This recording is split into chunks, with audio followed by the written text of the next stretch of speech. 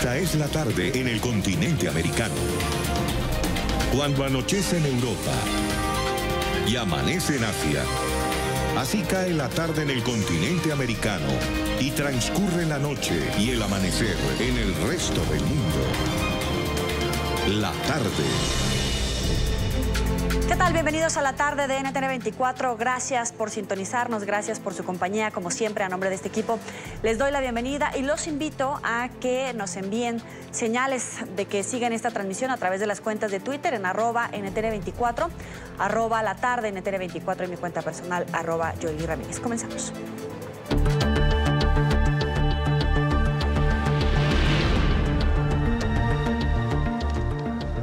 Hoy inicia la edición número 49 de la Asamblea General de la Organización de Estados Americanos en Medellín, Colombia. La crisis sociopolítica en Venezuela, la migración masiva, la situación de los derechos humanos en Colombia y la situación en Nicaragua hacen parte de la agenda del evento que se desarrollará hasta este viernes. 1.200 policías resguardan las inmediaciones del centro de convenciones donde se han presentado manifestaciones. NTN 24 está ahí en el lugar de la noticia con Idania Chirinos. Muy buena tarde, Idania. Un gusto saludarte. Gracias, Joely. A la hora que estamos haciendo este contacto, aún no se ha aperturado de manera oficial esta Asamblea General de la Organización de Estados Americanos número 49. Se hará esta noche en un acto protocolar en la Plaza de Botero, en el centro de la ciudad de Medellín. Le precede una rueda de prensa en horas de la tarde con el secretario general Luis Almagro, con el canciller Holmes Trujillo, que es el canciller anfitrión y preside en esta oportunidad esta Asamblea General de la OEA. En datos anecdóticos que vale la pena que te comente, Joely, la capacidad hotelera de la ciudad de Medellín está prácticamente al 100%. Más de 2.300, 2.400 personas han llegado, miembros de las distintas delegaciones de los países que conforman la Organización de Estados Americanos.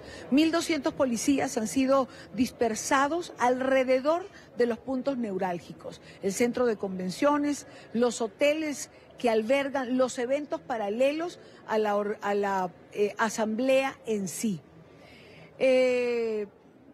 Hay un desfile permanente a lo largo y ancho de esta ciudad que va del aeropuerto a los hoteles y al centro de convenciones. Digamos que estos son los datos anecdóticos que rodean a la 49ª Asamblea de la OEA. Hemos tenido la oportunidad de conversar ya con varios de los embajadores. Uno de ellos fue con el embajador Carlos Trujillo, representante de los Estados Unidos, con quien pudimos hablar de lo que piensa él que va a ser esta asamblea, de lo que se puede obtener y de la ratificación del apoyo por parte de los Estados Unidos a Venezuela, a la causa por la democracia de Venezuela. Veamos esta entrevista con el embajador Trujillo.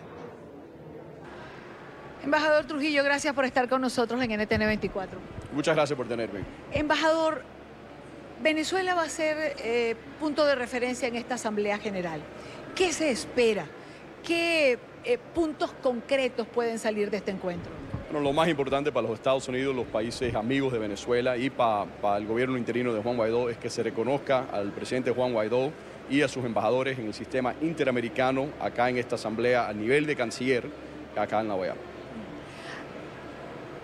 Venezuela sigue siendo una prioridad para los Estados Unidos. Mucho se ha especulado en los últimos días que quizás las contradicciones de la oposición dificulten una salida. ¿Estados Unidos sigue teniendo a Venezuela como prioridad? Estados Unidos está comprometido con Venezuela más que nunca. Si hemos visto el compromiso no solo desde que llegó el presidente Trump, pero el pueblo americano en los últimos 5 o 6 meses ha hecho todo lo posible para que en Venezuela se celebre democracia. La semana pasada tuve la oportunidad de estar con el vicepresidente en Miami, cuando estuvimos en el barco, el USS Comfort, un barco médico militar que va a ir a ayudar a los venezolanos migrantes por toda la región. Sigue el compromiso de los Estados Unidos. En la Asamblea General pasada no se logró, digamos, una declaración concreta. En esta oportunidad, siendo el éxodo un problema que impacta a la región, ¿qué cree usted que puede aportarse desde esta Asamblea General? Bueno, en la última Asamblea General, basado mucho en el liderazgo de los países amigos, en ellos de los Estados Unidos, reconocimos por la primera vez que el mandato de Nicolás Maduro fue ilegítimo. Y eso fue la primera declaración que le abrió la oportunidad de que Juan Guaidó fue reconocido como presidente interino. Eso fue un logro muy grande que tuvimos la asamblea pasada. Esta vez, que ya que Maduro es ilegítimo, reconocemos a las instituciones democráticas como la Asamblea Nacional y su presidente encargado interino, Juan Guaidó. Ahora tenemos que reconocer a sus embajadores y a su equipo diplomático acá en la OEA para buscarle la solución diplomática, pacífica, a una transición de poder en Venezuela. Embajador, cuando se reconoció a Guaidó, cuando salió la interinidad de este gobierno, muchos venezolanos y muchos factores internacionales pensaron que esta solución podía ser más rápida. ¿Qué decir ahora? Cuando a ratos la esperanza de los venezolanos pareciera también entrar en una caída. Bueno, hemos visto la caída de Venezuela sobre 20 años. Y los Estados Unidos empezó a ponerle la campaña a nosotros, que decimos el máximo esfuerzo, la máxima presión, comenzó en enero.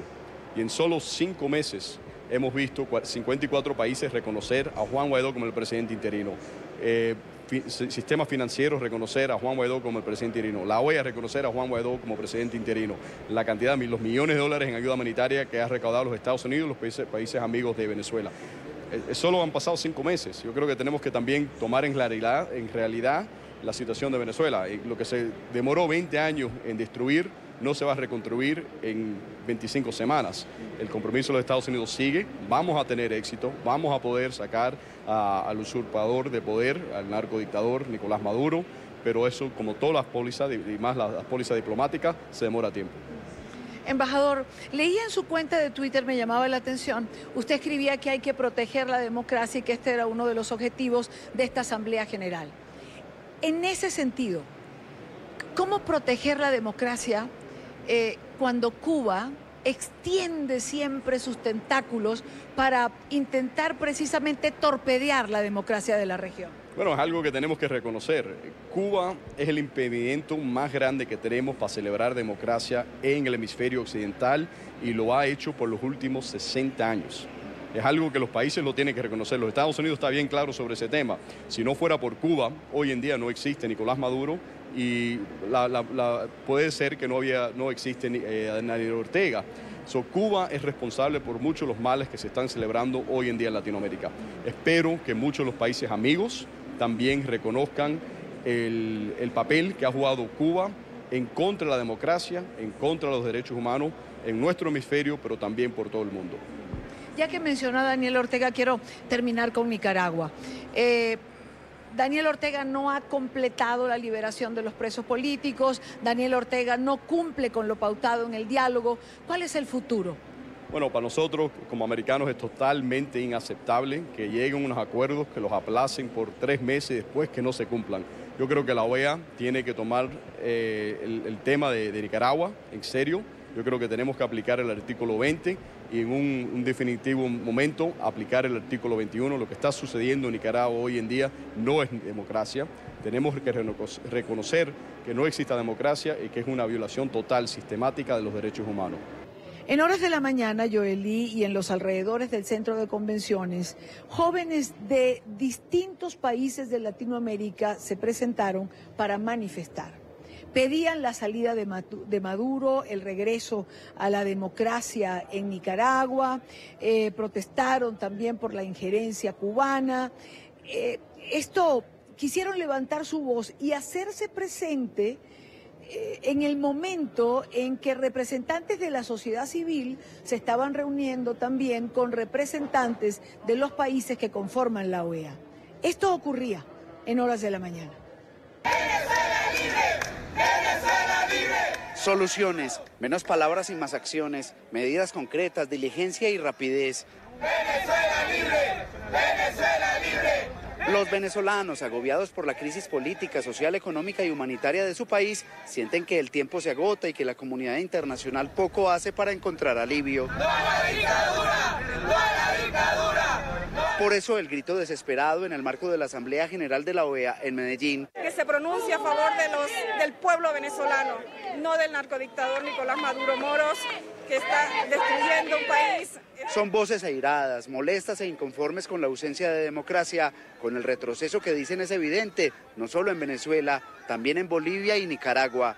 Estamos representando la juventud de América y estamos protestando, estamos pidiendo a la OEA de que presten atención a la crisis que vive no solo Venezuela, otros países que también se están viendo afectados en este momento. Que no podemos en pleno siglo XXI seguir teniendo sociedades con dictaduras y eso para los jóvenes es un valor fundamental que tiene que defender en todos los lugares. A esta manifestación se sumaron jóvenes de Colombia, Uruguay, Chile y otros países de América Latina. Ellos dicen que la solidaridad en las calles se debe plasmar en los gobiernos, que al final son los que ostentan el poder. Juan Fernando Tavares, nuestro compañero, fue el encargado de hacer esa cobertura que acabamos de ver. Yoeli, con esto voy a devolverte al Centro Internacional de Noticias. Más adelante regresamos en esta cobertura especial de la 49ª Asamblea de la Organización de Estados Americanos y en este esfuerzo conjunto de RCN Noticias y NTN 24. Más adelante regresamos contigo, Idania. Vamos a revisar otros temas que hacen parte de la agenda informativa del día a las 4:15, tiempo de Medellín y Bogotá. Es noticia la captura de un militar de la comitiva del presidente de Brasil, Jair Bolsonaro, con 39 kilos de cocaína en el aeropuerto de Sevilla. El oficial era parte de la tripulación de avanzada en el viaje a Japón del mandatario brasileño, que va a participar en la cumbre del G20. Un juzgado español ordenó el ingreso en prisión provisional y sin fianza contra el oficial por la presunta comisión de delitos contra la salud pública. El presidente Jair Bolsonaro ordenó una investigación. Hoy por la mañana fue informado por el ministro de Defensa de la detención en Sevilla de un militar de la aeronáutica portando estupefacientes. Determiné al ministro de Defensa inmediata colaboración con la policía española en la pronta elucidación de los hechos, cooperando en todas las fases de la investigación, así como la instauración de una investigación policial militar. También es noticia el expresidente de Brasil, Luis Inácio Lula da Silva, que deberá continuar en prisión luego de que el Tribunal Superior rechazó el segundo habeas corpus solicitado por la defensa del exmandatario. El proceso hace parte de un recurso para que se declare la sospecha de parcialidad del entonces juez Sergio Moro en el conocido caso como juicio del apartamento en Sao Paulo. Lula está condenado a casi 9 años de prisión por corrupción y blanqueo de capitales. El tribunal deberá abordar el caso Moro, sin embargo, no hay previsión de plazo para que lo haga.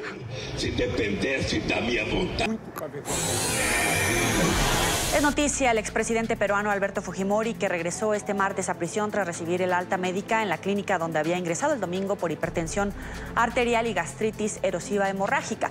En medio de un fuerte dispositivo de seguridad, el exmandatario de 80 años volvió al penal de Barbadillo, donde completa una condena de 25 años por crímenes contra la humanidad, tras ser anulado un indulto que había recibido en 2017.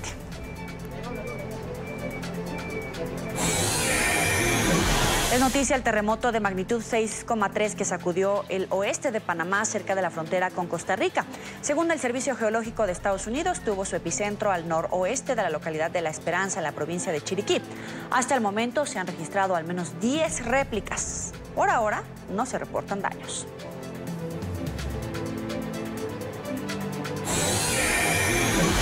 Es noticia el informe presentado por la relatora especial de la ONU sobre ejecuciones extrajudiciales acerca del asesinato del periodista saudí Jamal Khashoggi.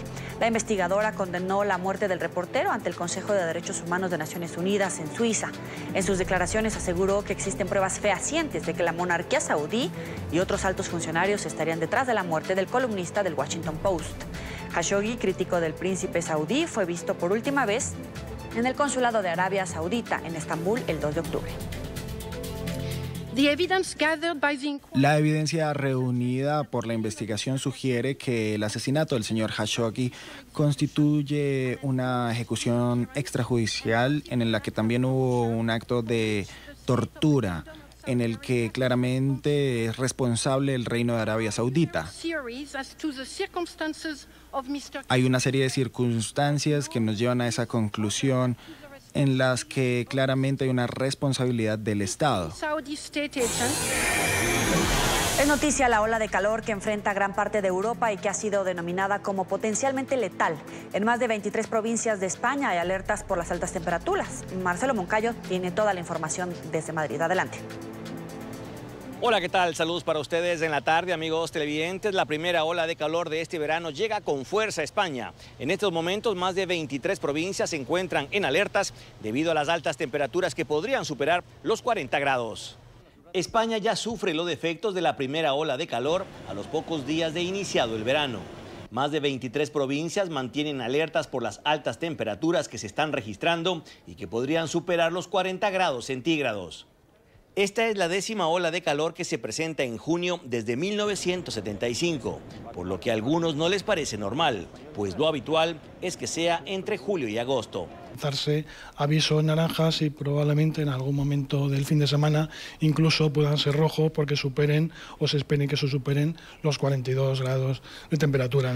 Y entonces seguramente, seguro que se van sumando más provincias a lo largo, que el viernes es el pico de esa ola de calor que se va a mantener hasta el sábado y domingo, y quizá ya el martes nos dé un poco de tregua lo que son las temperaturas. Esta ola de calor podría durar hasta este próximo martes, por lo que los ciudadanos deberán tomar las medidas necesarias para evitar problemas por las altas temperaturas. La verdad es que lo llevamos muy mal, llevamos desde aquí en Madrid desde las 9 de la mañana y mucho calor, todo el rato con la botella de agua en la mano, porque es que es incapaz de estar aquí buscando una sombra donde poder sentarnos tranquilas, pero no hay manera de encontrar ninguna. Lo odio, en verdad. No, me gusta más el frío. ¿Y por qué lo odias? Porque no te dan ganas de salir a la calle, es como cuando hace mucho frío, prefieres estar en casa y dejar que pase el temporal. Por lo menos que corra un poco el aire, pero es que aquí ya ni eso, es que quema el suelo, o sea, quema mucho. Para medir la dureza de una ola de calor se deben tener en cuenta variables como la duración, la extensión del territorio afectado y la intensidad de las temperaturas alcanzadas. Hasta ahora en España, la ola de calor más intensa fue en el año 2015, fue en junio y duró 26 días. Televidentes de la tarde, vale la pena repetir las recomendaciones. Por favor, buscar la sombra, no hacer ejercicio en horas de la tarde, pero sobre todo tomar mucha agua. Este es el informe para la tarde. Marcelo Moncayo, NTN 24, Madrid. Y continúa el malestar en Honduras luego de que este lunes la policía militar disparó contra estudiantes y personas que participaban en una manifestación en Tegucigalpa. Los manifestantes exigían la renuncia del presidente Juan Orlando Hernández. El movimiento de protesta contra el mandatario comenzó hace un mes tras la adopción de 2 decretos que reforman los sistemas de salud y educación y que, según los críticos, tienen como objetivo la privatización de estos 2 servicios públicos. 4 personas resultaron heridas en esta ocasión. Para tratar este tema nos acompaña el doctor Francisco José Herrera, rector de la Universidad Nacional Autónoma de Honduras. Gracias por estar con nosotros. Bienvenido. Muchísimas gracias. Es un enorme placer estar con ustedes. Estaba escuchando los comentarios previos y acertados. En efecto, hemos estado viviendo desde hace algún tiempo y en una forma recrudecida convulsión social a nivel del país. Algo muy parecido a lo que sucede en muchos puntos de Latinoamérica, pero lastimosamente tuvimos el lunes pasado una situación realmente inédita para nosotros en la Universidad Nacional Autónoma de Honduras, cuando estudiantes estaban realmente haciendo acciones de protesta en las periferias de la universidad y comenzaron a provocar algunos de los organismos de seguridad del Estado, específicamente miembros de la Policía Nacional, que son los que habitualmente atienden este tipo de situaciones. Sin embargo, este día justamente la universidad se encontraba en el Consejo Universitario, que es precisamente el organismo de gobierno más alto de nuestra universidad, el cual tengo el honor de presidir. Y habíamos estado tratando temas académicos justamente debido a la convulsión social que ha vivido el país. Habíamos tenido pérdidas de algunos días de clases por diversas razones y habíamos concluido en el Consejo Universitario que le buscamos una salida extraordinaria para poder completar el periodo académico y continuar con todo el ejercicio. Justo cuando habíamos concluido de manera óptima y en muy buena condición el Consejo Universitario, la policía militar irrumpió en el campus y entró al mismo aproximadamente unos 30 miembros, y lastimosamente con bala viva dispararon contra algunos de las personas que andaban persiguiendo. Rector, pero entraron y dispararon al que se toparon, fuera estudiante, estuviera armado, tuviera piedras o estuviera ahí de paseo.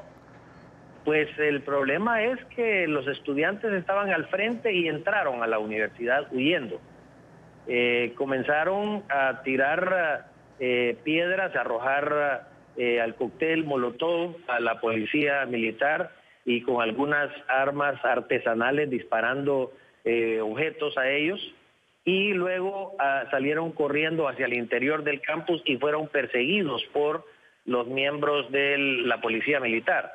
Lastimosamente, al disparar, había una gran cantidad de estudiantes que no estaban participando en la protesta, que estaban en el interior del campus, y que lastimosamente 4 de ellos sufrieron heridas, afortunadamente 3 de ellos mínimas, y un joven de apellido Pereira tuvo una herida en el glúteo por arma de fuego.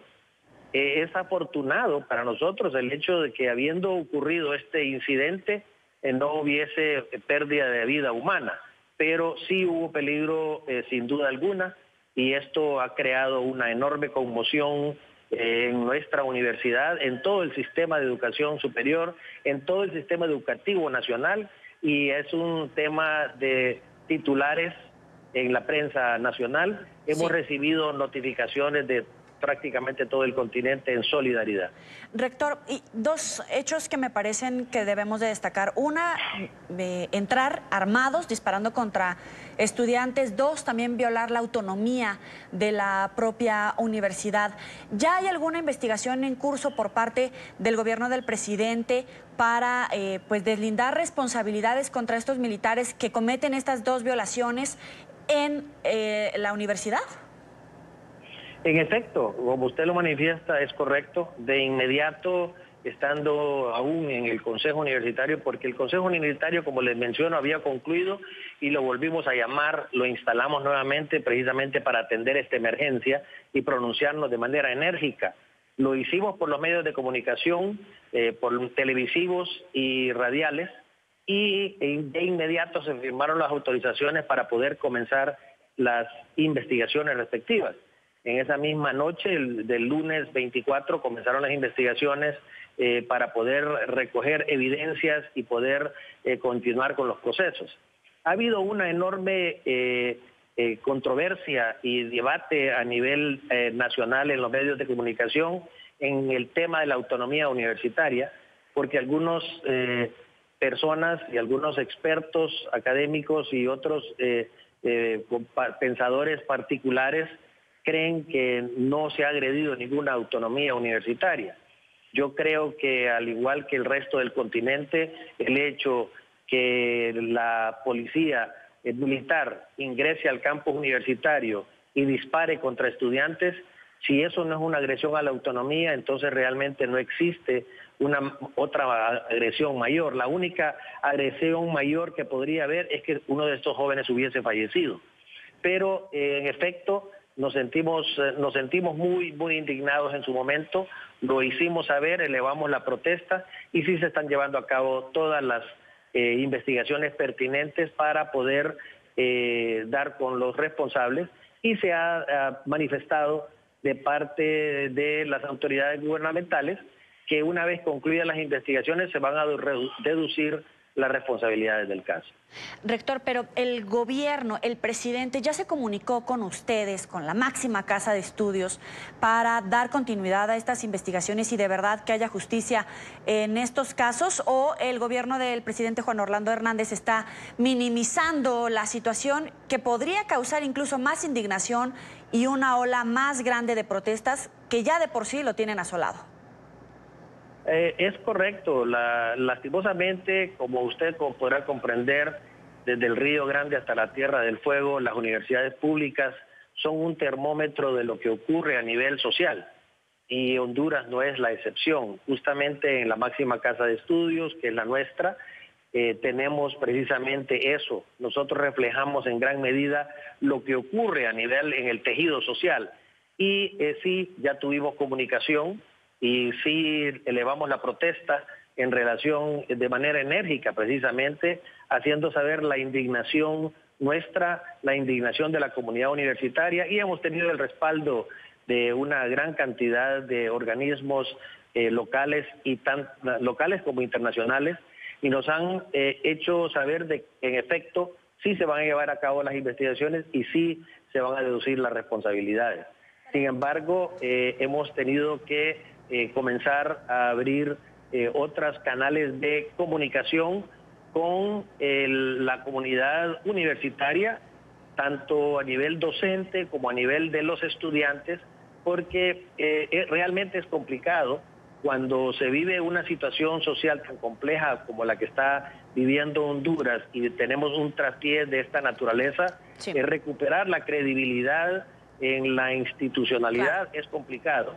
Pero se están haciendo esfuerzos enormes. El día de hoy tuvimos ya una conversación con la comisionada de los derechos humanos de las Naciones Unidas, quien nos está dando el respaldo. Los organismos de derechos humanos evidentemente nos están dando el respaldo. El Consejo Superior Universitario Centroamericano igualmente nos está dando el respaldo, al igual que UDUAL, que nos está mandando desde México su respaldo. Algunas universidades colombianas han hecho lo propio. Entonces el continente se está de manera paulatina y de manera categórica, porque creemos nosotros que sin duda comulgan con nosotros la idea que sí es un ataque contra la autonomía universitaria. Para concluir y brevemente, rector, ¿usted considera que esta reforma, el decreto por el que se desencadenaron todas estas marchas en términos de educación, de verdad es privatizador? Mire, esto es realmente muy complicado de responder y más que todo así brevemente como usted me lo pide. Sin embargo, lo que sí quiero manifestar es que nuestra universidad ha participado en las mesas de diálogo planteadas por el gobierno y planteadas por la plataforma, porque nosotros consideramos que el rol de nuestra universidad es brindar el máximo talento, tanto en el área educativa como en el área de salud, y brindar soluciones. Nosotros estamos convencidos que nuestra universidad es parte de la solución, no parte del problema. Y en ese tema y en esa tónica es que pretendemos manejarnos. ¿Pero le pediría al presidente que dé marcha atrás a este decreto? Ya lo pedimos. Pues eso lo pedimos desde hace prácticamente mes y medio, por escrito en el primer comunicado. La universidad se pronunció precisamente en esos términos. Le agradezco mucho a Francisco José Herrera, rector de la Universidad Nacional Autónoma de Honduras, por estos minutos para la tarde de NTN 24. Muchas gracias. Gracias por seguir con nosotros en la tarde. Vamos con la información de Estados Unidos. La precandidata demócrata a la presidencia, Elizabeth Warren, anunció que visitará el centro de detención de migrantes en Homestead, Florida. La noticia de su visita tiene lugar tras la más reciente polémica por las condiciones precarias en las que fueron encontrados al menos 300 niños migrantes en un centro de detención en Texas. Me reuní con abogados que hablaban de Homestead. Estuve en la frontera hace un año en Texas y estoy convencida de que es importante que visitemos ese lugar. A veces, aparecer es importante y es una forma de llamar la atención sobre lo que está pasando. Y es que la polémica por el trato que reciben los niños migrantes en la Unión Americana sigue creciendo. Los testimonios de los funcionarios que visitaron las instalaciones son desgarradores y forzaron la renuncia del jefe de aduanas y protección fronteriza. Enfermos, sucios y hambrientos fueron las condiciones en las que muchos menores fueron hallados. Horrorizados. Así asegura sentirse un equipo de abogados que tuvo acceso a las instalaciones del centro de detención de la localidad de Clint, Texas, al este de la ciudad fronteriza de El Paso. Queríamos ver cómo se trataba a los niños en Clint, que ha sido históricamente un centro de detención para adultos. Nos enteramos unas 3 semanas antes de nuestra visita de que había niños retenidos en el centro y queríamos saber qué tipo de condiciones existían. Y fue justamente con un panorama de precariedad con el que el grupo de funcionarios se encontró. Lo que descubrimos nos consternó y nos horrorizó. He estado trabajando con niños inmigrantes y familias detenidas durante más de 12 años y nunca he visto condiciones tan degradantes e inhumanas como las que vimos en Clint. Las condiciones en las que se encontraban cerca de 300 menores provocó la indignación de los juristas. Los niños estaban hambrientos, sucios, enfermos, asustados. y todos los que entrevisté habían estado detenidos durante más tiempo que el límite de 72 horas que la ley exige. El escándalo ocasionó la renuncia de John Sanders, jefe de la Agencia de Aduanas y Protección Fronteriza, quien dimitió a su cargo tras las múltiples denuncias. Las autoridades confirmaron que 249 de los infantes habían sido trasladados a otros centros para migrantes en Texas, en respuesta al informe de los abogados. Tras conocerse la polémica, el presidente Donald Trump expresó su preocupación por las condiciones en las que viven los menores, sin antes acusar a los demócratas de no aceptar un proyecto que incluya financiación para el muro con México. Estoy muy preocupado, pero las instalaciones son mucho mejores de lo que estaban bajo el presidente Obama y estamos tratando de conseguir que los demócratas acepten realmente darnos algo de ayuda humanitaria, dinero humanitario. Aunque el mandatario responsabilizó a la oposición, la Cámara Baja, de mayoría demócrata, aprobó un paquete de $4.500 millones de ayuda humanitaria para asistir a las familias migrantes en la frontera. Sin embargo, la iniciativa deberá ser aprobada por el Senado, que cuenta con mayoría republicana. El presidente estadounidense Donald Trump confirmó este miércoles que Mike Pence volverá a ser su fórmula vicepresidencial en su candidatura a la reelección para los comicios de 2020. Él es el hombre 100%. Estas fueron las palabras del mandatario en una entrevista difundida por la cadena conservadora Fox Business Network. Trump terminó así con el rumor de que Nikki Haley, ex embajadora de la Unión Americana ante la ONU, sería su fórmula vicepresidencial. Miami acogerá esta noche el primer debate de los aspirantes demócratas a la presidencia de Estados Unidos para el año 2020. En el evento abordarán temas como el de la migración, la salud y la gestión de Donald Trump. El partido que ha dividido a los precandidatos en dos grupos de 10 para que participen entre hoy y mañana en el debate. NTN 24 en el lugar de la noticia con Paola Serna. Paola, adelante.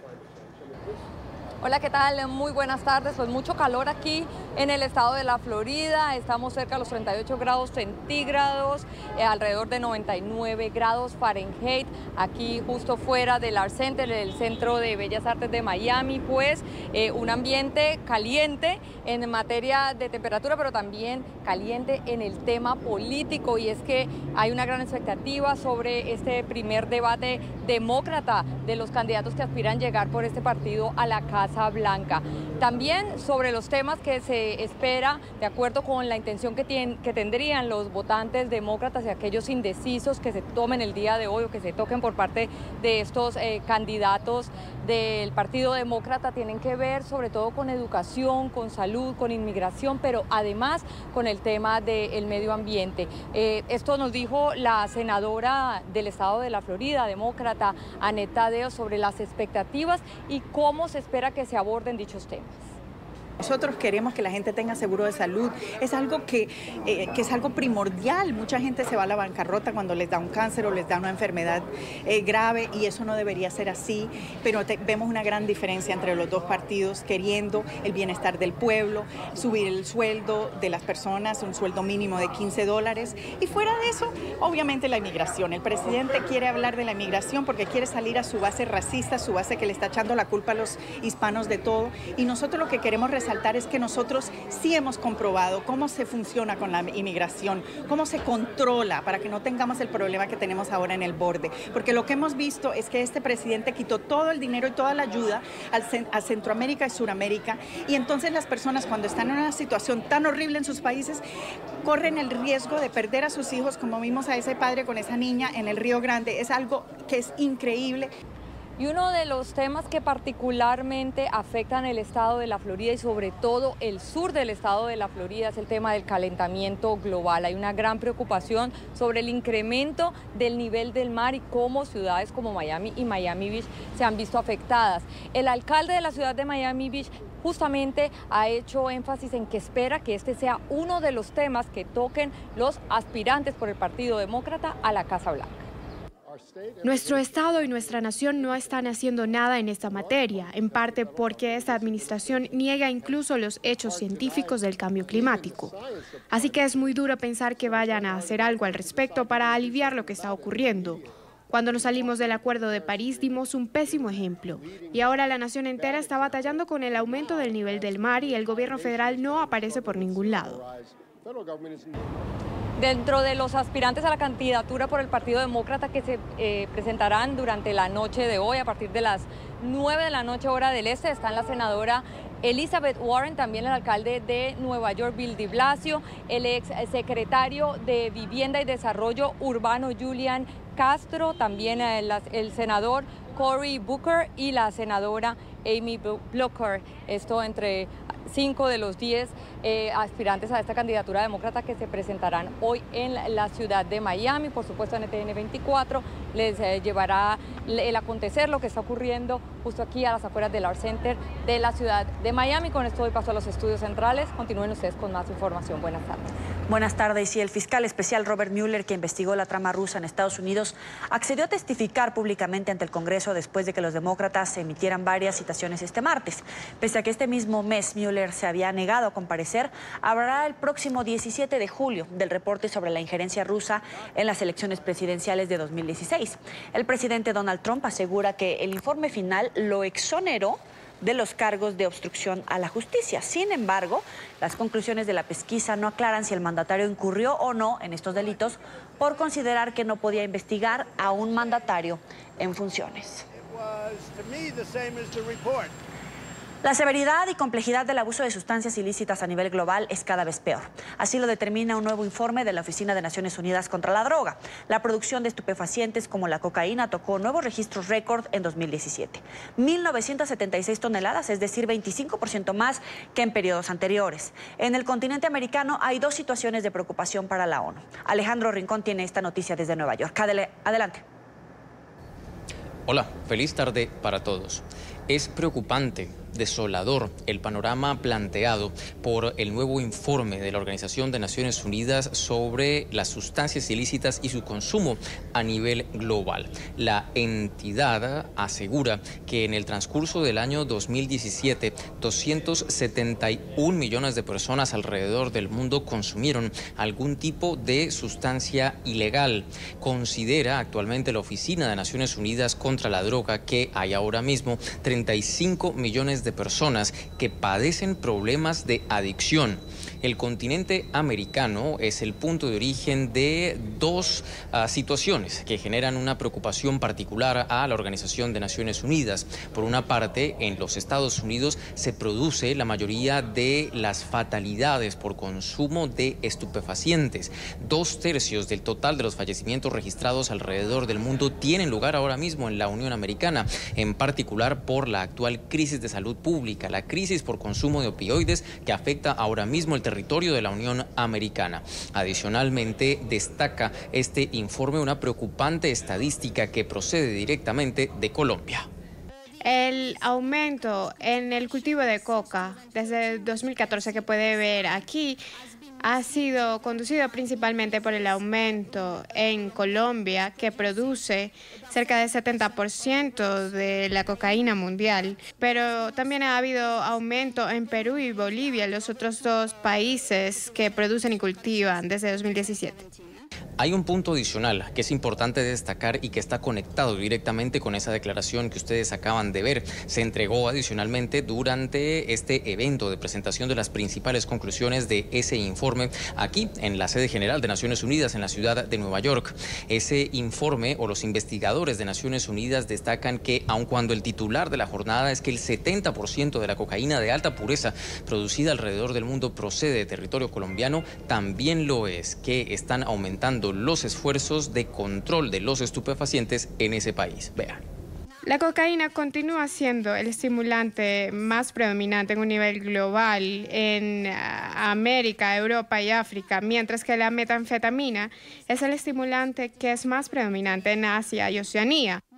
La mayoría de esta cocaína es hecha en América. 90% del total y global desde 2017 fue interceptado en las Américas y gran parte fue interceptada cerca de la fuente. Por ejemplo, en Colombia, con 38% de la cantidad de la cocaína a nivel global en 2017. Otros elementos por destacar de este informe, por ejemplo, la droga más usada alrededor del mundo en este momento, la marihuana. 188 millones de personas alrededor del planeta la consumen. Adicionalmente, este reporte llama la atención de los gobiernos de todo el mundo con el objetivo de que se mejoren o fortalezcan las estrategias de control y de prevención del consumo de drogas, dado que actualmente una de cada 7 personas accede a tratamientos efectivos para tratar de neutralizar estos hábitos de consumo de sustancias ilegales. Es todo lo que tenemos para ustedes por ahora. Continúen con más en la tarde. Gracias, Alejandro. Y nos acompaña Eduardo Díaz, exministro de Estado de Colombia, exdirector del Programa Nacional de Sustitución de Cultivos Ilícitos. Gracias por estar con nosotros. Bienvenido. Mil gracias. ¿Cómo están ustedes? Le agradezco este tiempo. Exministro, casi a la par de este informe de la ONU salió otro reporte desde la Casa Blanca con un corte a 2018 que señala que las hectáreas de cultivos sembrados en territorio colombiano bajaron por primera vez en 6 años. ¿A qué se puede deber esta diferencia? La diferencia de disminución, señala usted, ¿por qué no crecieron? Sí. ¿Es usted?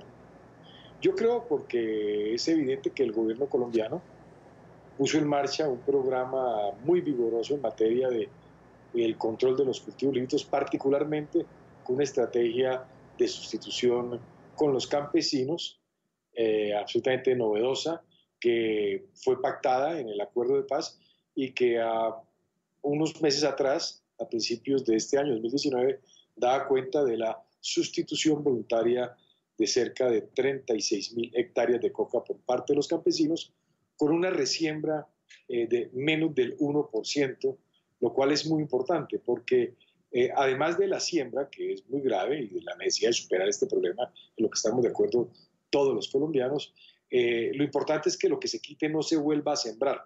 Y los programas de sustitución mostraron que la resiembra, evaluada por la misma Oficina de Naciones Unidas que presenta el informe que ustedes acaban de presentar al público, esa misma oficina de la UNODC indica que la resiembra en los programas de sustitución de la mano de los campesinos es del menos del 1% frente a un reporte de resiembra de superior al 35% cuando esta es forzosa.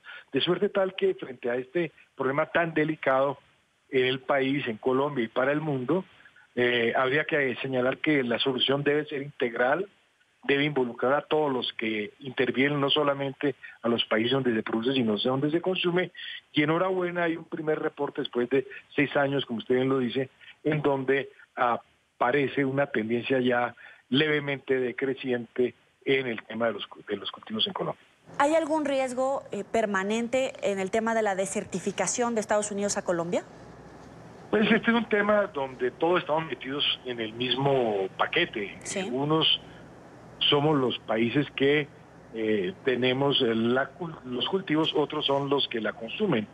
De suerte tal que no habría por qué quienes consumen desertificar a quienes la cultivan, porque no es la siembra la que genera la demanda, es más bien la demanda la que genera la siembra. Y tú lo has dicho, en el informe de Naciones Unidas, además de una situación muy delicada, y es que Colombia ha seguido permaneciendo como el principal productor de clorhidrato de cocaína con el 70%, en el mismo informe que presentaron ustedes aparece como también en Perú y en Bolivia, donde aparentemente hayan disminuido los cultivos en años anteriores, vuelven a registrar crecimiento. Es decir, aquí oferta y demanda se dan la mano y en consecuencia lo que trata es de trabajar unidos y no que uno se arrogue el derecho de desertificar a los otros.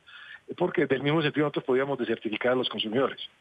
Claro, pero y por ejemplo, ¿vuelve a estar en la mesa el debate sobre el uso del glifosato?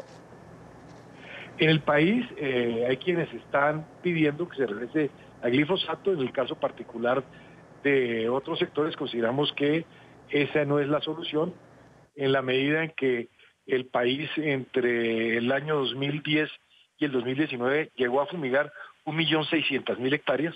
Con todo ello, Colombia siguió siendo el principal productor de clorhidrato de cocaína y el año en que más se fumigó, en el año 2013, se registró el mayor crecimiento de cultivos a unos niveles similares a los que tenemos hoy. Es verdad que el glifosato ha mostrado no ser eficaz. Lo que ha mostrado ser eficaz fundamentalmente es el trabajo con los campesinos, sustituir de la mano de ellos, transformar esa realidad y, por supuesto, combatir de manera muy decidida a las redes de narcotraficantes. ¿Y cómo combatir el consumo? Usted hablaba también de esa parte del consumidor, del que demanda estos productos estupefacientes. Hay dos maneras de hacerlo. Hay quienes creen que es con la cárcel, nosotros creemos que es con la salud pública, con programas de prevención, con programas de control y de regulación del consumo, con capacitación y no llenando las cárceles de personas.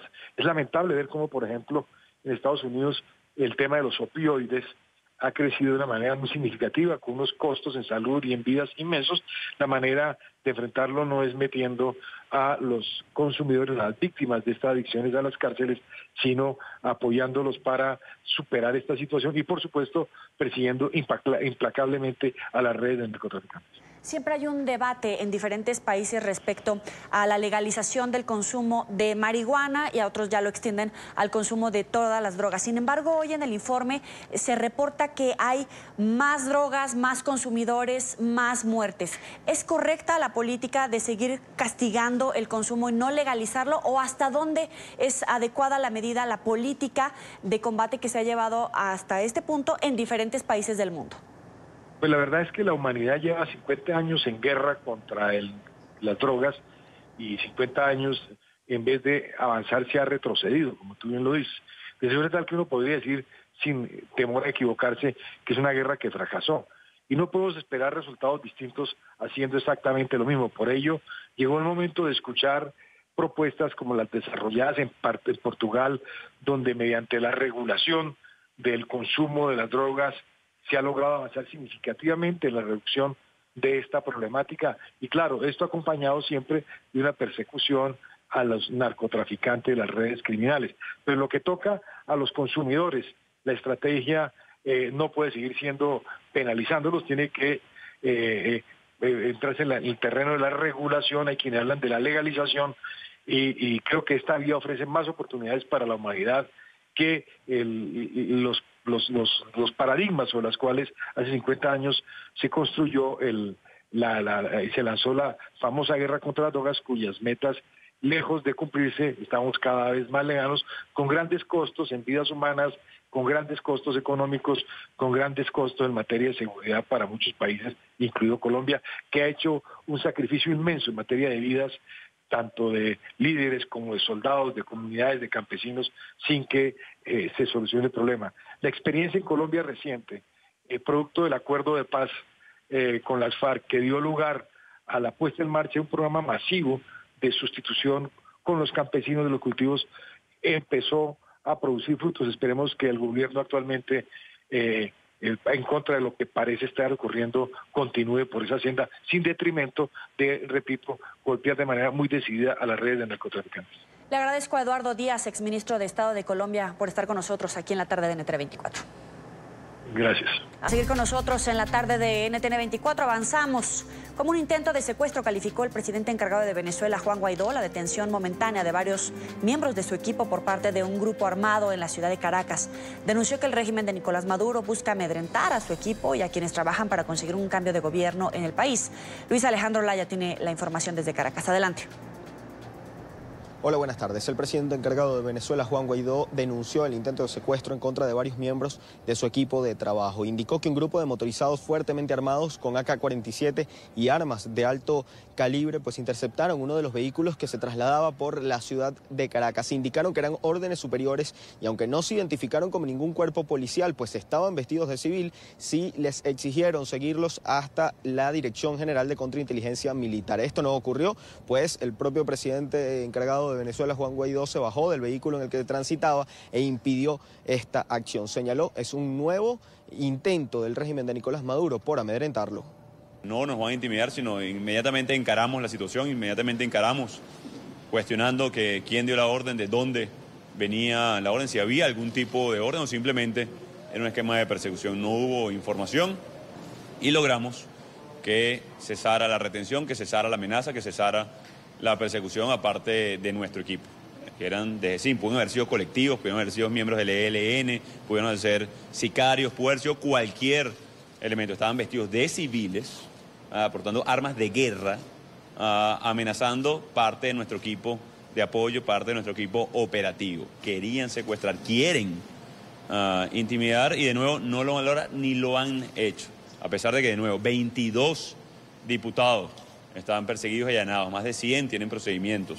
Señaló que hacer política en Venezuela, al igual que otras profesiones como por ejemplo el hacer periodismo, es un riesgo en el país. Indicó que son muchas las acusaciones en su contra. Desmintió todas estas acusaciones que hiciera la propia tarde de este miércoles el ministro de Comunicaciones de Nicolás Maduro, Jorge Rodríguez, quien señalaba que nuevos intentos de magnicidio habían sido develados. Indicó que las detenciones de funcionarios militares este fin de semana estaban relacionadas a esto y que todos eran encabezados por Juan Guaidó.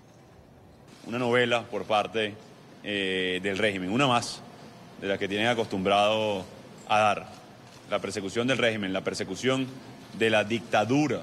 El régimen quiere distraer de que hoy inicia la Asamblea General de la OEA, del flujo migratorio más importante en la región, que de nuevo retuvieron un avión en Dominicana con un cargamento de droga y $1 millón en efectivo proveniente de Venezuela, que atravesamos la peor crisis humanitaria compleja, que no tienen confianza en la Fuerza Armada, por eso suspenden el desfile del 24 de junio y, de nuevo, viene una nueva novela que nadie, por cierto, entendió.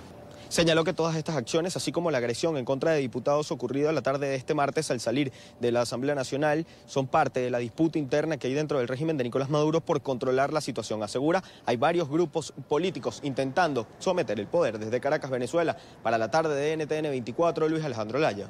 Gracias. Y estamos a unas horas del inicio oficial de la edición número 49 de la Asamblea General de la Organización de Estados Americanos en la ciudad de Medellín, en Colombia. NTN 24 está en el lugar de la noticia. Vamos con Idania Chirinos, directora de contenidos de NTN 24. Adelante. Seguimos en la cobertura que hace NTN 24 y RCN Televisión de la 49ª Asamblea General de la Organización de Estados Americanos y estamos con el canciller de Colombia, canciller anfitrión de esta asamblea. Canciller, gracias por estar aquí. Muchas gracias por esta oportunidad, un abrazo muy grande. Como canciller anfitrión, ¿qué esperamos de esta asamblea? ¿Cuáles van a ser, digamos, que los temas coyunturales sobre los cuales gira? En primer lugar, se va a relanzar la Organización de Estados Americanos desde el punto de vista de lo que son los mecanismos que le permitan lograr los objetivos fundacionales de la organización. Para el relanzamiento se va a poner en marcha un gran proceso de reflexión colectiva que permita fortalecer todas las herramientas que le den lugar a la vigorización de la democracia, el Estado de Derecho, la independencia de los poderes, el respeto a los derechos humanos, el desarrollo de los Estados miembros. De manera que el principal resultado de esta asamblea será una nueva etapa de la Organización de Estados Americanos con base en ese gran proceso de reflexión. Eso requiere un compromiso tan profundo como la reflexión para que los países sean capaces de asumir posiciones concretas cuando se agrede a la democracia, cuando se va contra ella. Pero por supuesto, es que ahí están los ejemplos. La manera como se actuó en el pasado dio lugar al deterioro de la situación en algunos países de la región, deterioro que es evidente y que nosotros estamos sufriendo de manera directa a raíz de la crisis migratoria proveniente de Venezuela. Vamos a seguir atendiéndola con sentido humanitario, con sentimiento solidario, con sentimiento de gratitud histórica, pero la crisis es gigantesca. Se trata de una crisis de naturaleza regional y global que es un verdadero desafío. Es que el número ya es la segunda después de Siria y es la primera en lo que tiene que ver con la velocidad con la cual ese flujo migratorio se está produciendo hacia el país y hacia otros países de la región. Y esa migración que es inmensa, esa migración que es desproporcionada y que golpea a Colombia como país de impacto por la frontera, ¿qué hacer para manejarla, canciller? A ver, eso tiene dos aspectos que deben ser tratados. En primer lugar, estamos acudiendo a la cooperación internacional, estamos haciendo un llamado para que haya más cooperación internacional y estamos haciendo un gran esfuerzo interno. Vamos a seguirlo haciendo y vamos a seguir convocando a la comunidad internacional. Eso es lo que estamos haciendo para efecto de atender la crisis. Pero lo estructural, ¿cómo se soluciona? Con el cambio en Venezuela, con el regreso a Venezuela de la democracia y la libertad, con el fin del régimen dictatorial y tiránico de Maduro. Esa es verdaderamente la solución estructural a la crisis migratoria. Claro, es la solución estructural, pero ¿cómo acometer esa solución? Es decir, yo creo que los venezolanos han dado todo, creo que han hecho hasta lo imposible por salir de la crisis, creo que los países han ayudado, pero el régimen sigue instalado en Venezuela. Yo entiendo el afán, pero las dictaduras nunca se caen de un día para otro. Las dictaduras se caen como consecuencia de la creación de condiciones que conduzcan a la presentación de un evento, un día cualquiera, que le pone fin a la dictadura. Y lo que se ha venido presentando es eso. Las condiciones todos los días se crean con mayor claridad para que más temprano que tarde el régimen de Maduro sea cosa del pasado y vuelva a brillar en Venezuela la democracia y la libertad. Embajador, a Chile, Ecuador, Perú han tomado decisiones soberanas finalmente de imponer visa a los venezolanos que vayan a ingresar. ¿Eso no es un poco dejar sola también a Colombia, que finalmente tiene una franja fronteriza que permea el flujo del éxodo? Yo respeto mucho las decisiones soberanas en materia migratoria que toman los países, pero lo que Colombia va a hacer es tratar este tema de una manera constructiva, positiva y propositiva en el escenario del proceso de Quito, que es el escenario en el cual se están tratando de armonizar las medidas regionales en nuestra región. Lo único que verdaderamente conviene al manejo ordenado, seguro y regular de la crisis migratoria proveniente de Venezuela es la armonización de medidas en la región y naturalmente vamos a aprovechar el escenario del proceso de Quito para tratar estos temas de una manera constructiva y positiva. ¿Podemos esperar resoluciones conjuntas en relación a esto? Eso es lo ideal. Es lo ideal que lo hagamos. Tenemos varios escenarios. Tenemos el escenario de la CAN desde el punto de vista migratorio para los países de la Comunidad Andina de Naciones. Y tenemos el escenario más amplio del proceso de Quito para armonizar medidas en la región. Lo conveniente es la armonización, sin duda ninguna, porque eso es lo único que nos conduce desde el punto de vista regional al manejo seguro, regular y ordenado del flujo migratorio proveniente de Venezuela. Canciller, en el día de hoy, un grupo de motorizados con armas largas intentaron detener, acaba de ocurrir hace poco, a miembros de la caravana del presidente interino Juan Guaidó. Él se bajó, hizo presencia, trató de impedirlo, pero esto marca una escala del régimen en contra de Guaidó. No hay duda de la persecución, es que eso no tiene por qué sorprender a nadie. Eso es lo que han hecho durante muchos años, perseguir la oposición, hostigarla, negar las libertades individuales, coartar la acción democrática. Pero Juan Guaidó está protegido por lo que es la comunidad internacional que lo respalda, que reconoce su condición de presidente y naturalmente cualquier cosa que llegue a sucederle a Guaidó será atribuible al régimen de Maduro y generará una gran reacción por parte de la comunidad internacional. En esta defensa de la democracia que se plantea la Organización de Estados Americanos, ¿dónde queda Cuba?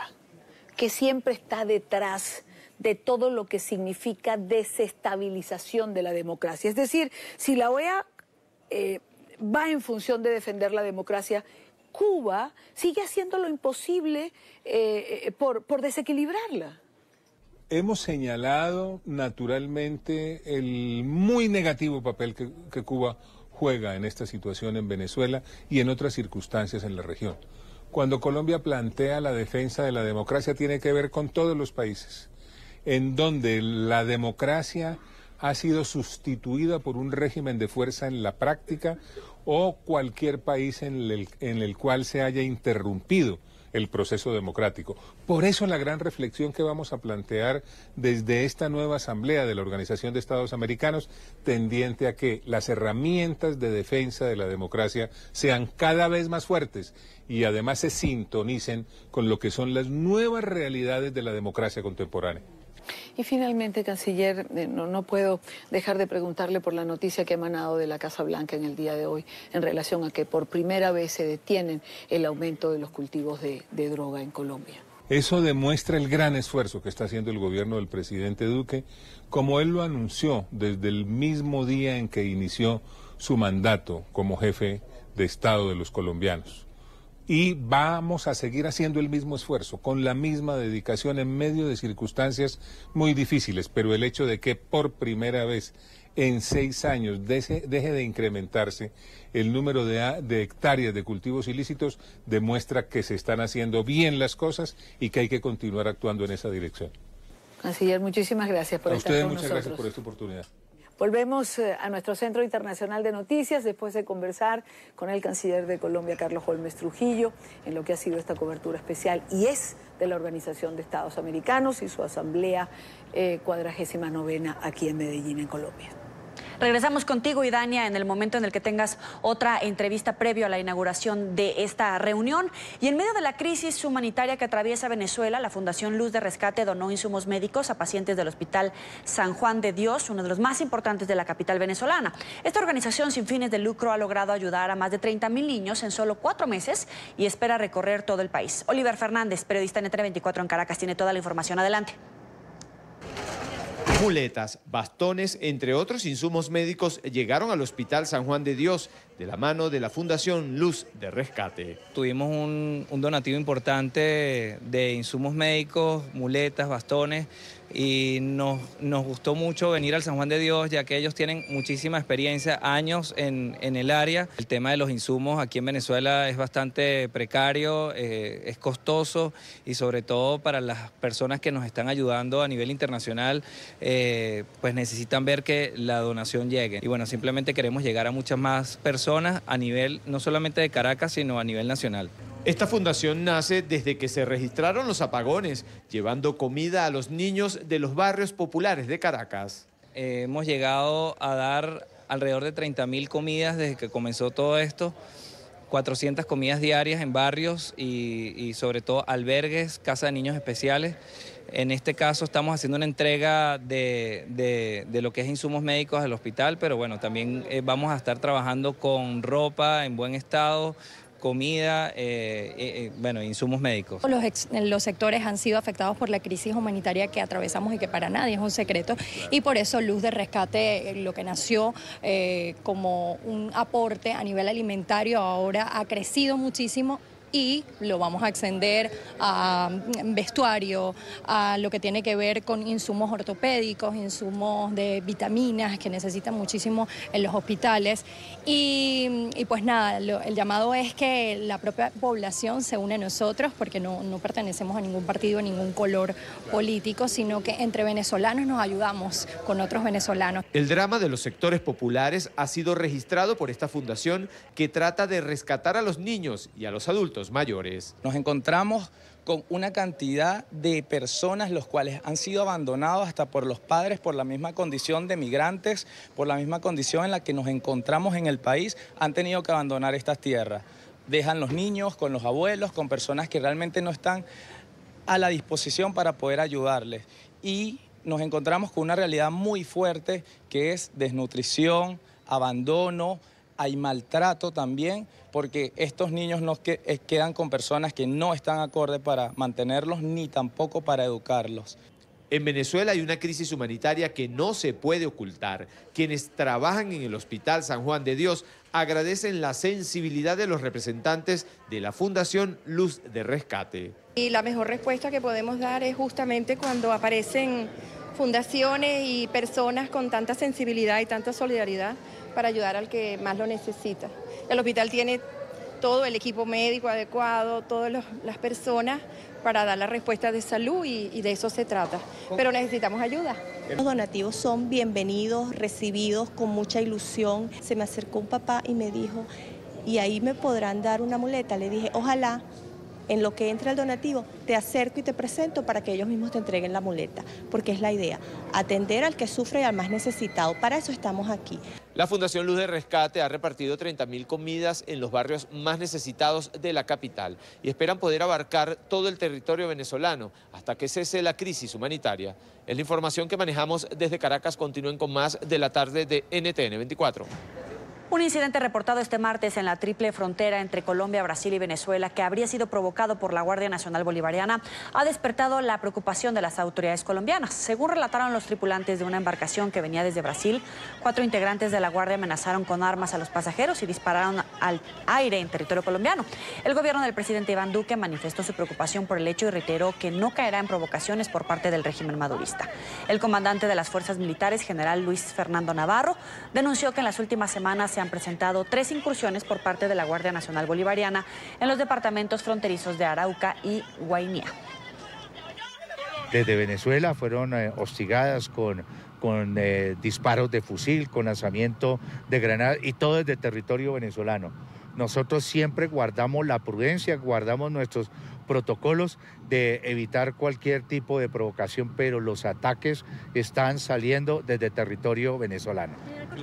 En nuestro estudio nos acompaña Jairo Libreros, analista permanente en NTN 24. Jairo, como siempre, un gusto tenerte aquí. Joely, para mí es un placer. Buenas tardes. Buenas tardes. ¿En dónde están parados los gobiernos, tanto de Colombia como de Venezuela, en medio de estas incursiones y de las amenazas? Esto hace parte de una guerra caliente que se vive no solamente por cuenta de la situación crítica en Venezuela, la dictadura de Maduro, los movimientos eminentemente nacionalistas, la posición también férrea, admirable, que ha ganado un reconocimiento internacional muy particular a nombre del presidente Iván Duque por cuenta de la necesidad de tener la capacidad de liderar un cambio democrático en Venezuela. Pero si uno mira la historia de estos dos países, este tipo de situaciones son recurrentes. El problema hoy día es que hay una variable que no podemos ocultar y es el tema del narcotráfico. Joely, hay que tener en cuenta que las principales agencias de inteligencia a nivel internacional, pero especialmente la norteamericana y de algunos países de América Latina, tienen claridad sobre el cartel de los soles, los generales de la Guardia Nacional, del Ejército venezolano,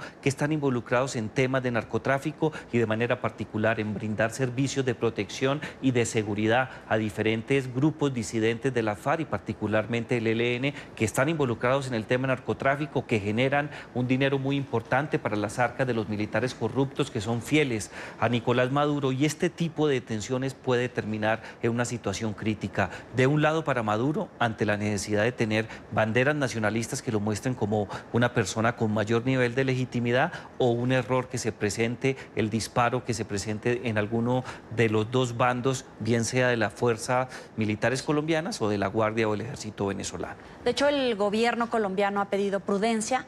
Sí. Dice que el régimen de Maduro puede querer provocar una reacción de Colombia para hacerlo ver como un país agresor a Colombia.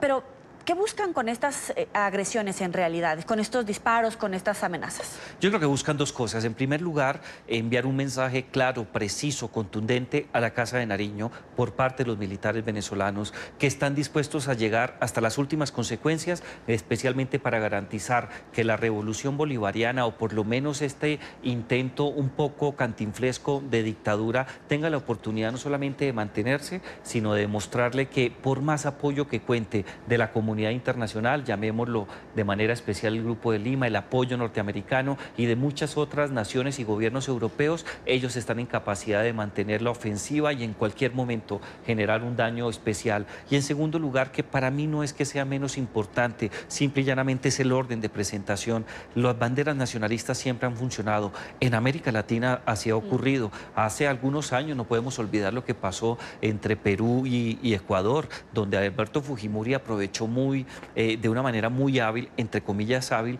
una situación de tensión en la frontera para llenarse de más elementos nacionalistas. Hoy, por ejemplo, hay que tener en cuenta que muchos de los temas que se están tratando en Medellín, en el marco previo de la Asamblea de la Organización de Estados Americanos, gira en torno del tema de las Malvinas. En su momento, el dictador argentino utilizó este tipo de situaciones, invadió las Islas Malvinas para tener mayor legitimidad y mayor apoyo. Las banderas nacionalistas, por cuenta de enfrentamientos en situaciones críticas, a los dictadores aparentemente les interesa, no les sirve de mucho, pero generalmente tienen esa tentación.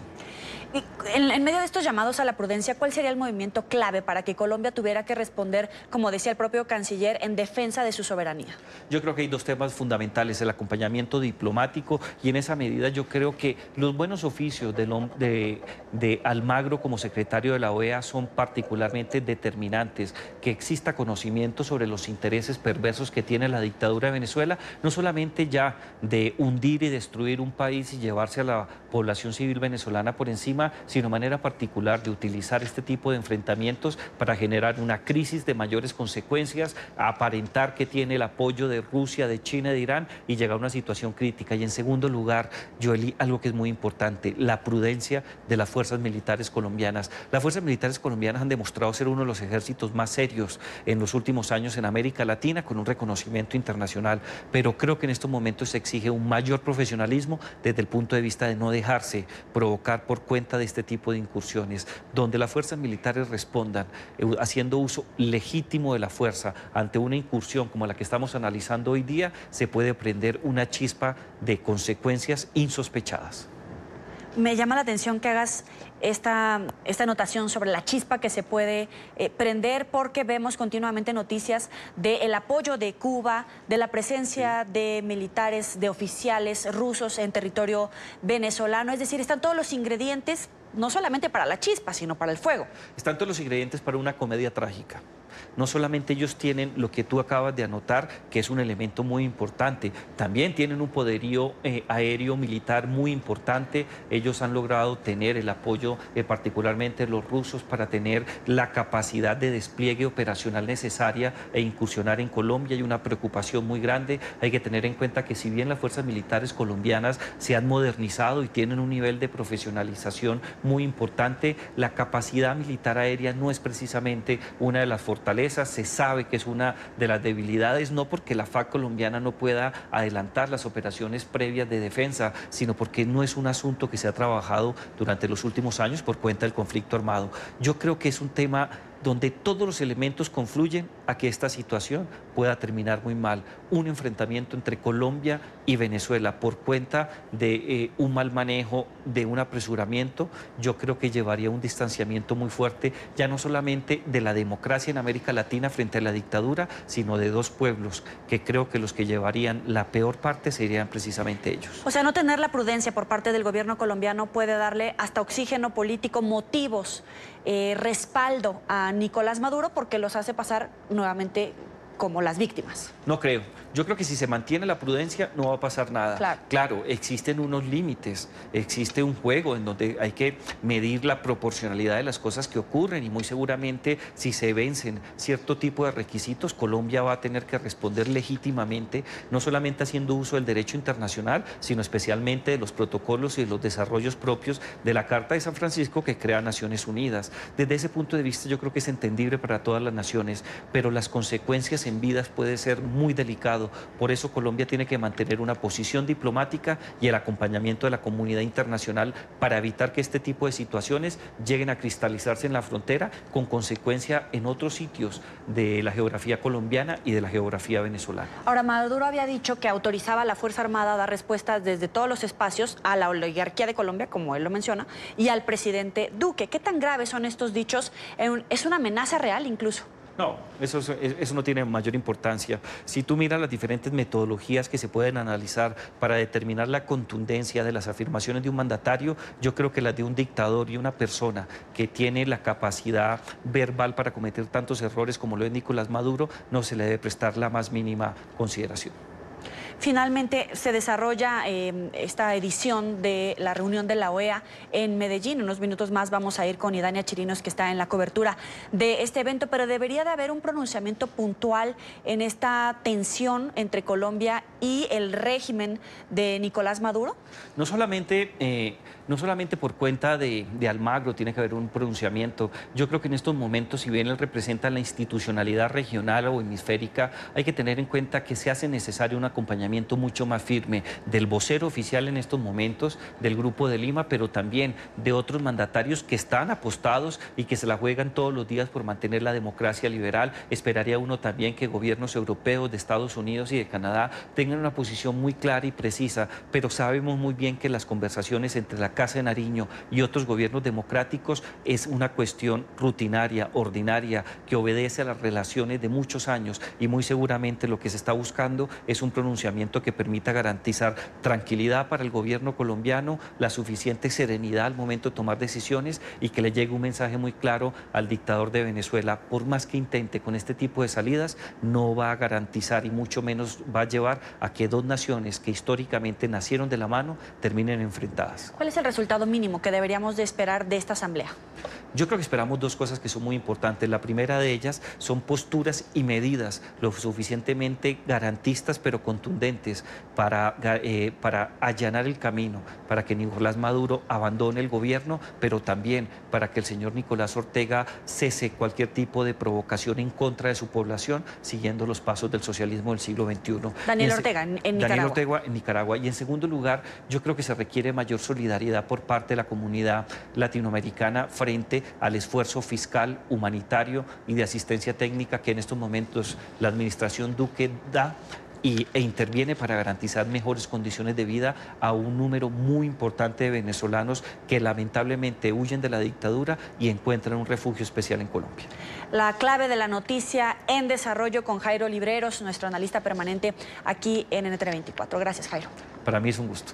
Y vamos a volver a Medellín, Colombia, donde ya le decíamos, da inicio esta noche la edición número 49 de la Asamblea General de la Organización de Estados Americanos. Gustavo Tarré, embajador del presidente interino de Venezuela, Juan Guaidó, ante la OEA, es uno de los asistentes al evento y se encuentra con Idania Chirinos, directora de contenidos de NTN 24, en esta cobertura especial. Vamos contigo, Idania. El embajador Tarré está con nosotros en esta oportunidad. Embajador, ¿qué podemos esperar? Hace unos días conversábamos usted y yo y señalaba que Venezuela seguía siendo una prioridad y que iba a ser tema importante. Y en mis conversaciones previas, tanto con el embajador Trujillo como con el canciller de Colombia, pues así ha sido. Este pareciera ser un tema central sobre el cual va a girar esta asamblea. Mira, evidentemente que el problema más importante que tiene el hemisferio es Venezuela. Hay un problema político, que es el régimen usurpador, y hay un problema social de proporciones descomunales, que es la emigración de los venezolanos. Más de 4 millones de venezolanos, y quizás la cifra es mayor, se ha ido del país, algunos de ellos en condiciones extremadamente difíciles y pasando penurias inenarrables, y eso es un problema no solo para Venezuela, sino para los países receptores. Y en ese sentido estamos trabajando en unas resoluciones, pero las resoluciones de la OEA no arreglan los problemas. Es un problema de diseño de política, es un problema de conversaciones con los países. Uno quisiera pues que todos los países adoptaran medidas muy favorables a los migrantes. Hasta ahora ha habido una gran generosidad por parte de los países receptores, pero ellos también tienen sus problemas. Un país que le llegan de repente 1 millón y pico de personas, bueno, desde el punto de vista de los servicios escolares, hospitales, etcétera, vivienda, eso genera un problema y no son aspectos que tienen soluciones fáciles que uno pueda con una varita mágica o con una resolución de la OEA resolverlo. Esto es un proceso de soluciones de problemas, es una implementación de políticas públicas que no se da en una reunión, sino que aquí se conversa, y la lentitud evidentemente no está en la medida del tamaño de las necesidades. La gente con toda la razón espera soluciones, no son organismos internacionales los que pueden dar. La solución fundamental sería el cese de la usurpación. Claro. En el mismo momento que hay un gobierno en Venezuela que disponga de los recursos públicos, que cambie las políticas de manera tal de que Venezuela haya trabajo, que las condiciones de vida en Venezuela son aceptables, bueno, cesa la emigración y empieza la gente a regresar. Y mientras tanto, los recursos públicos pueden utilizarse para ayudar a los venezolanos en cualquier lugar donde estén. Embajador, mañana, esta noche, digamos, se oficializa la apertura de esta 49ª Asamblea. Mañana van a estar reunidos los cancilleres.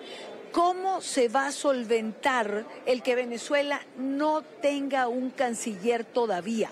Entiendo que hay representantes, pero ¿van a aceptar los representantes que Julio Borges, que es la cabeza, digamos, de la delegación, se siente como canciller?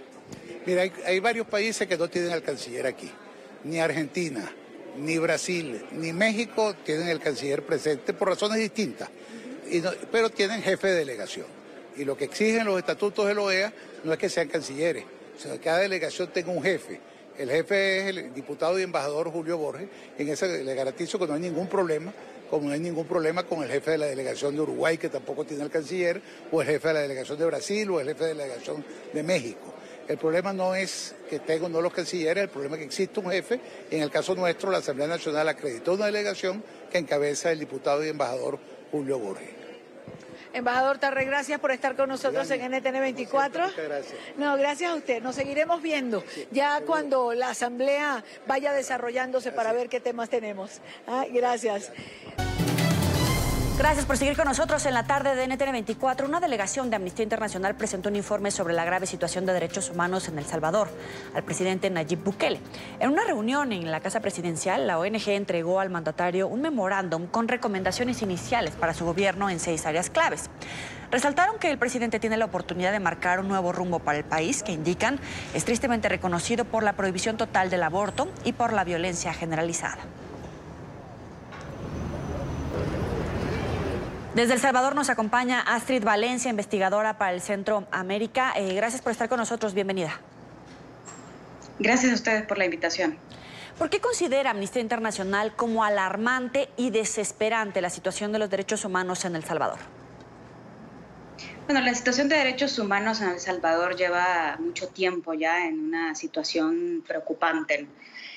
Preocupante para las organizaciones de derechos humanos que están en el país y que son las que todos los días están documentando graves violaciones a derechos humanos, pero también evidentemente preocupante para instituciones como Amnistía.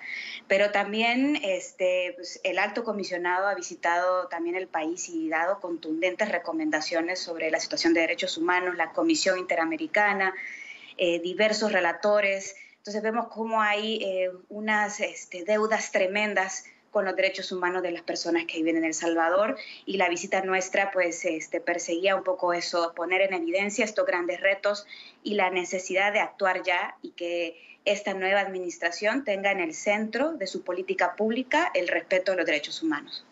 ¿Tuvo una respuesta satisfactoria por parte del presidente Bukele cuando le entregó el reporte? Y en todo caso, ¿en qué pasos concretos se pueden traducir estas recomendaciones? Sí, el presidente Bukele reconoció muchas de nuestras preocupaciones y nos señaló que evidentemente iba a trabajar hacia soluciones integrales. Nosotros hablamos de una serie muy diversa de situaciones en El Salvador, desde justicia y verdad, reparación de las graves violaciones de derechos humanos que ocurrieron en el conflicto armado, del tema de seguridad y derechos humanos, de migración y refugio, de la situación de las personas defensoras de derechos humanos en El Salvador, y también, por supuesto, un tema que Amnistía ha venido trabajando por muchos años en El Salvador, los derechos de las mujeres y las niñas. El presidente reconoció estos grandes retos y se comprometió a trabajar de forma seria y contundente por la vigencia de los derechos humanos. Evidentemente esto se debe traducir en hechos concretos y esperamos que en los siguientes, pues en un corto tiempo se vea ese genuino interés por poner en el centro de la política pública los derechos humanos de la población. En términos de medidas concretas, pues el presidente Bukele se comprometió con Amnistía Internacional a la creación de una mesa interministerial con el fin de poder avanzar en una agenda de derechos humanos nacional. Entonces estaremos a la espera no solo de que este compromiso se cumpla, sino que también la política pública encarne los derechos humanos en esta administración. Ahora, en el tema de expulsión de migrantes, ¿qué puede hacer el gobierno salvadoreño para reducir la amenaza contra sus ciudadanos, la violencia, las carencias, todos estos motivos que llevan a que los ciudadanos dejen sus países de origen para trasladarse a otro donde puedan encontrar mejores oportunidades de vida? Sí, en ese sentido nosotros pedimos dos cosas muy concretas, son obligaciones que tiene el Estado salvadoreño en este punto. Uno es respecto a las causas de expulsión, las causas que originan la migración, pero también respecto a la obligación del Estado salvadoreño de proteger a estas personas a través de sus oficios consulares, etcétera, tanto en el tránsito como en los países de destino, ¿no? Uno de los puntos principales de nuestra conversación con el presidente fue evidentemente el tema de seguridad y derechos humanos. Sabemos que es una de las causas por las cuales las personas salvadoreñas se ven obligadas a buscar refugio en otros países para poder salvar su vida. Entonces conversamos sobre este punto ampliamente con el presidente y la necesidad de que la política de seguridad no encarne también o priorice el enfoque de rehabilitación y prevención, pero por supuesto también que en el diseño de todas las medidas de la política de seguridad, las voces de la sociedad civil y las personas defensoras que tienen años trabajando en los temas de seguridad y derechos humanos se vean escuchadas y participen activamente en un diseño colectivo de la respuesta estatal frente a la situación de violencia. Amnistía Internacional hace un par de años emitió un reporte llamado Hogar Dulce Hogar, que ciertamente reflejaba como el escenario bajo el cual las personas, no solo de El Salvador, sino también de Honduras y de Guatemala, se ven obligadas a migrar hacia otros países para protegerse a ellas y a sus familias. Y los gobiernos de la región que reciben a estos migrantes salvadoreños, ¿qué pueden hacer? Porque vemos una cantidad diferente, variedad y también en número de violaciones a derechos humanos de los migrantes, de seres humanos, de niños, no solamente desde que salen de su país, sino cuando empiezan a cruzar por otros países. Hablemos de México hasta su llegada a la frontera con Estados Unidos, por mencionar algunos. Resulta claro que estas personas necesitan protección internacional, ¿no? No necesitan una respuesta ni militar, ni de fuerza, ni de represión, sino necesitan acogida y protección internacional. Esa es la obligación de estos estados, de acoger a estas personas que necesitan resguardo, que necesitan resguardar sus vidas y darles la protección internacional de vida. Pero también hablamos con el presidente Bukele sobre su rol en la subregión, es decir, su rol en Centroamérica. En el sentido de Centroamérica está mostrando pues, escenarios alarmantes en Honduras, en Nicaragua, en Guatemala. Entonces le hicimos una solicitud muy clara, un llamado muy claro al presidente Bukele de ser una voz distinta en la región, ¿no? Dar un viraje distinto en la región y de también denunciar las violaciones de derechos que se están cometiendo en la región y mostrar solidaridad ante los pueblos de la región. Hace menos de un minuto, el presidente Nayib Bukele dice que ha dado instrucciones a la presidencia para que también ayude económicamente a la familia de indocumentados, de migrantes que fallecieron en territorio mexicano cuando iban a cruzar hacia Estados Unidos. Hablamos del hombre con su bebita, que esta imagen ya recorrió el mundo entero por la gravedad de los hechos. Pero ¿ves una disposición, una atención puntual en atender las causas de la migración de un presidente que está entrando, que es muy joven, que tiene una apuesta diferente, por lo menos en el discurso, o va a ser muy complicado y el propio Estado salvadoreño puede acortar los pasos de cambio que quiera impulsar el presidente Bukele? Sí, el caso que tú mencionas es lamentable y ciertamente no debería de pasar nunca más. Las familias salvadoreñas no deberían de atravesar por eso ni una familia más, ¿no? Y el reto está claro para el presidente Bukele. Esto debe cambiar, esto no puede suceder y tiene la obligación de resguardar los derechos humanos y las necesidades de las personas que vienen en el país para evitar que se vean obligadas a ir, pero también asegurarse con diferentes mecanismos que las personas tengan asistencia de diferentes tipos en los países de tránsito y destino. Le agradezco a Astrid Valencia, investigadora para Centroamérica, por estos minutos para la tarde de NTN 24. Seguidores de Michael Jackson rindieron este martes un homenaje al rey del pop tras cumplirse 10 años de su muerte. Se concentraron cerca del Paseo de la Fama de Hollywood en Los Ángeles para recordarlo y defenderlo de las acusaciones de abuso infantil que siguen empañando la imagen del cantante. Desde que comenzó el año se han proyectado varios documentales del artista, entre ellos Living Neverland, que incluye testimonios de presuntas víctimas. Críticos tildaron la producción de perturbadora, dolorosa y devastadora. Creo que con el documental al principio todos estábamos conmocionados, tristes y enojados. Resistiremos la prueba de tiempo porque Michael era un alma pura y nos une a todos y estamos enviando amor por todo el mundo. Y así llegamos al final de la tarde. Recuerden seguirnos en las cuentas de Twitter y también de Instagram, @NTN24, y mi cuenta personal, @YoelyRamírez.journalist. Ahí lo tienen en pantalla. Los espero en una hora más en el informativo. Pásala muy bien.